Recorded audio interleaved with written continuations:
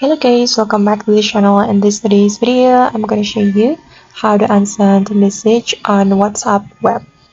Okay, first of all, you can open your WhatsApp web on your laptop or PC. And here I have opened my WhatsApp web. Okay, and for example, I'm going to send a message to this contact.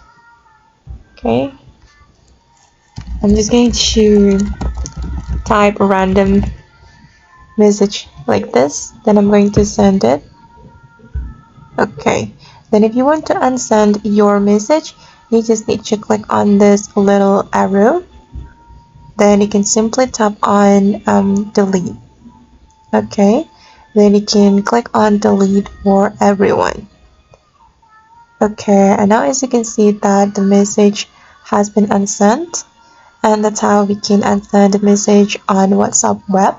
I hope this tutorial will be useful for you. Thank you so much for watching.